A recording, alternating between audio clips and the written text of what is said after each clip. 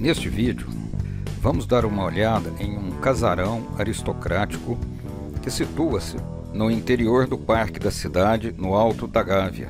Vou falar primeiro da história desta casa ou casarão que atualmente abriga o Museu da Cidade, do Rio de Janeiro. E depois sobre uma capela que lá se encontra.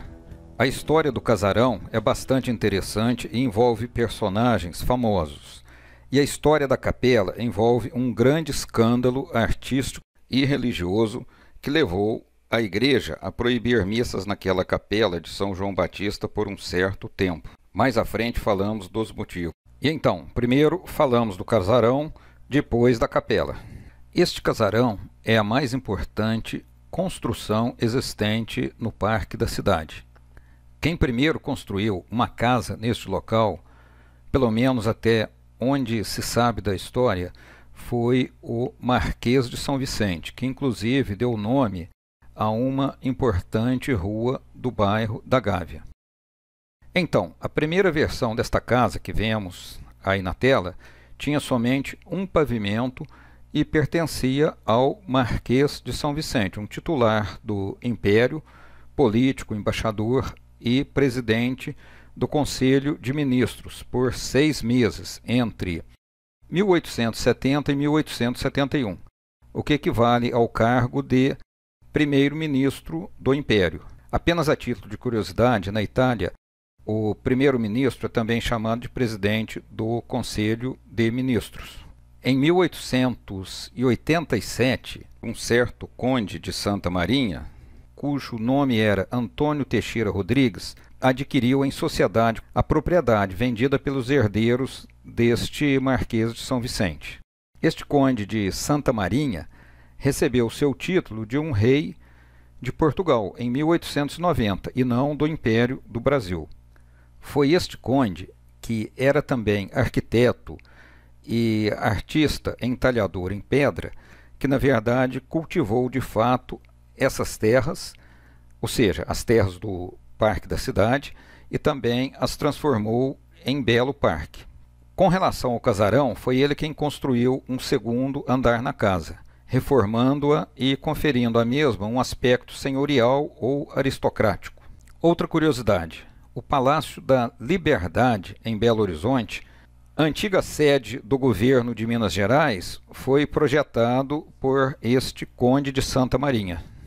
Este conde possui vários projetos de arquitetura executados em Belo Horizonte, mas acabou se estabelecendo de vez aqui no Rio de Janeiro. Bom, continuando com a saga deste casarão e destas terras, em 1900 morreu esse conde de Santa Marinha, que por sinal deu nome à rua que leva a esse parque da cidade. Então, com a morte desse conde de Santa Marinha, as terras e a casa mudou de dono e acabou pertencendo a um certo João Carvalho Macedo, cuja esposa ergueu esta capela sob a invocação de São João Batista e lá celebrava missa aos domingos e feriados. E por fim, a propriedade passou a pertencer a Guilherme Ginley, um rico industrial e filho do patriarca Eduardo Palassan Ginley. Guilherme Ginley foi o último proprietário privado das terras e propriedades do local. Posteriormente, estas terras passaram para a prefeitura. Segundo se diz, foram doadas para se tornar um parque municipal. Como primeira curiosidade a respeito desse local, a Rede Globo fez várias filmagens de novelas no parque na década de 80. Até quem passou esta informação sobre essas novelas foi uma pessoa que assiste esse canal. Uma das novelas seria a última cena de Vereda Tropical, com o ator Mário Gomes, Lucélia Santos e Jonas Torres. Então, como dá para perceber, esse casarão está em um local pitoresco, agradável, ele tem uma aparência bonita dentro de um certo estilo de época, tanto é que foi cenário de novelas. Então vamos descrever a arquitetura desse casarão e depois partir para a capela. Como foi dito no início, esta casa abriga o Museu Histórico da Cidade e pode ser descrita como um chalé eclético com influência neoclássica. É avarandado na fachada e o parque. Então, se vocês forem lá, podem ver alguma diferença aí de cor, não sei. Devo dizer também que próximo a esta casa existe outro casarão em ruínas. Casarão este que foi construído quando o local pertenceu ao membro da família Guinle, citado anteriormente. Quanto às esculturas que se encontram ao redor da casa, não são necessariamente da época da construção da casa como ela se apresenta hoje, né? Quando ela foi construída pelo conde. Por exemplo, este lampadário é do final do século XIX ou início do século XX e fazem parte do acervo do Museu da Cidade. Uma bela peça, não? Vemos agora uma outra obra esculpida em pedra, que fica próxima à casa, e vemos ao redor da casa alguns canhões, provavelmente do século XVII ou XVIII, que fazem parte do acervo do museu. Antes de passar para a capela, devo dizer que existe um vídeo neste canal sobre o parque da cidade. E se alguém for visitar, sempre pergunte sobre as condições de segurança na guarita de entrada. Então, agora vemos a capela de São João Batista, construída por um dos antigos proprietários da casa, onde eram celebradas missas aos domingos para os familiares. E preparem-se para ver uma das mais estranhas polêmicas já acontecidas, talvez desde que Michelangelo Buonarroti pintou a Capela Sistina, no Vaticano. Desculpe a brincadeira, devo estar exagerando. Diz a história que uma associação de amigos do Museu da Cidade contratou um renomado pintor que já havia feito inúmeras obras de grandes proporções em igrejas e edifícios estatais na Bahia. Se trata do pintor Carlos Bastos, que faleceu em 2004. E agora, imagine aquela época, 1972, ainda no final dos loucos anos de 1960 e início dos anos de 1970, que também foram anos bastante movimentados, por assim dizer. Ainda se estava sobre o efeito daquela época, daquele movimento baiano chamado tropicalismo.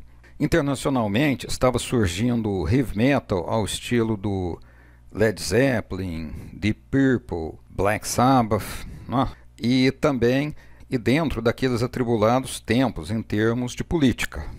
Foi nesta época que este pintor trancou-se na capela e produziu duas telas polêmicas. Não sei se o pintor aloprou ou seja lá o que for, mas ele misturou santos, anjos, seres celestiais com grandes figuras da época, como Dorival Caymmi, Presidente Médici, o pintor Di Cavalcanti, Gal Costa, Pelé, Vinícius de Moraes e etc. Enfim, na verdade, a pintura seria sobre a vida e morte de São João Batista.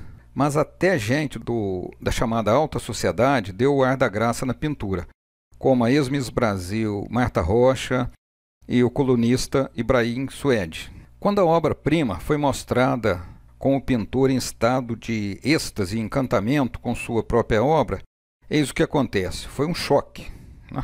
Foi um tremendo choque ver aquilo. Ninguém esperava algo tão diferente assim. Bom, acabou que aquilo ali era uma capela.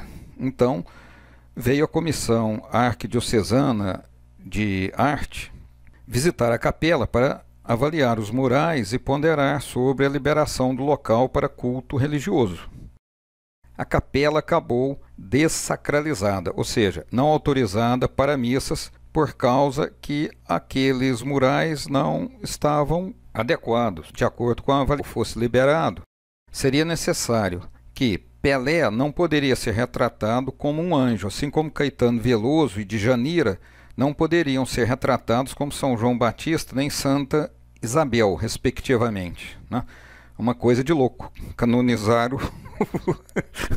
Canonizaram o Caetano Veloso e a pintora Djanira também, né? Interessante. Bom, não se tratava de ter nada contra os artistas. A opinião da igreja não era nada contra esses artistas que foram retratados como anjos ou santos, Mas, segundo a avaliação feita, não é próprio retratar santos ou anjos com faces de figuras humanas conhecidas, pois interfere com a meditação dos fiéis.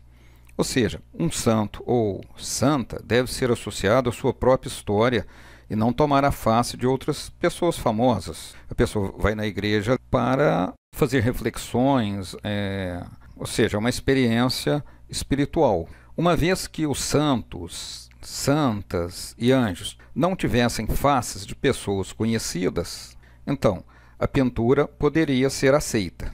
Existia essa possibilidade. Então o pintor reformou essa pintura e aquilo ali ficou lá durante um bom tempo. De acordo com o laudo também, as demais personalidades que apareciam na pintura poderiam continuar aparecendo na pintura. E ainda assim, essas pinturas que foram feitas passariam por uma posterior avaliação. Enfim, por volta de 2016, a capela foi novamente sacralizada, recebendo autorização para cerimônias religiosas. Gostaria de dizer que eu admiro todos estes artistas, músicos, cantores, poetas, escritores, atletas e empresários que aparecem nesta pintura. E penso que o pintor certamente queria fazer uma homenagem a estas pessoas, unindo o terreno com o celestial, mas se atrapalhou com a liturgia. E por fim, este é um vídeo pragmático que apenas reporta fatos.